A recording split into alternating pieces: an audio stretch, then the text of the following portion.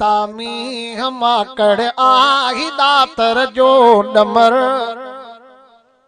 ouch तो पची अचमड़ा खास बुध ही अभी खबर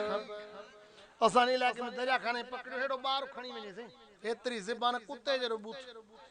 15-20 इंच पर हुजन एडा ही त लखे नेठ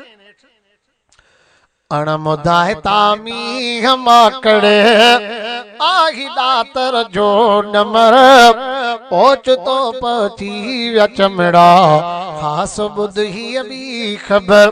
वो इमरान भी चमड़ो लगलवा तदह चमड़ा आया है मल ऊन ही ममड़ो लगलवा तदह ममड़ा आया है हिन हरामी जे हुकूमत जो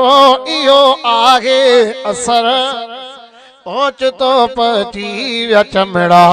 खास बुध ही अभी खबर वो गोश्त खे मारे वो सब्जी माण्हू ने खाइण खां माठ कई सागते करे गुजारो सण भी पंहिंजी डाठ कई 300 रुपया किलो 400 थी टमाटो छा ओ गोश्त के मारे वो सब्जी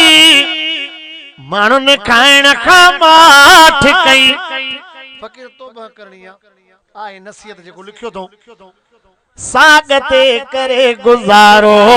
सण भी पंहिंजी डाठ कई बद अमल आहिन असांजा तद किरो ही आ कहर ओ बर्फ बिजली आकरी खोड़ माण्हू विया मरी असाने मींह पियो से ने हे गड़ो मोरे को बाहर से 800-700 एकड़ो किलो कख भी न बचो हिकड़ो को तीलो बचिया न कमंद जा हर शे खत्म वणन में हर शे खत्म दोस्तों ने बताया जे 10 मिनट वसिया तक कुछ को न बचिया 5 मिनट 4 मिनट ओ बर्फ बिजली आकरी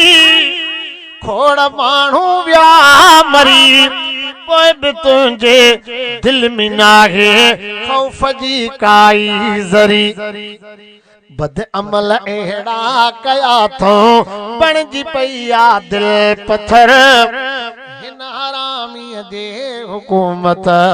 जो इहो आहे असर वो सब चोरो ईर जायो अरशवारे यार खे ऐ मोहम्मद मुस्तफा सोहणे सचे सरदार खे वो सब चो वो ईर जायो और सवारे यार खे ऐ मोहम्मद मुस्तफा सोहणे सचे सरदार खे सब पढ़ो सलवात सिकमा ऐ कयो रब जो जिक्र हिन हरामी दे हुकूमत जो इहो आहे असर वो खैर सदको जे न ॾींदो पोइ इएं थींदो अदा हिकिड़ो टरंदो बस अज़ाब ॿियो वरी ईंदो अदा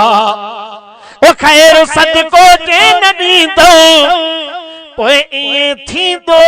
अदा हिकिड़ो टरंदो बस अज़ाब ॿियो वरी ईंदो अदा भुरटा हाकिम करणी पवंदी पंहिंजे अमलनि ते नज़र मां नथो चाहियां त मां वटि सोन चांदी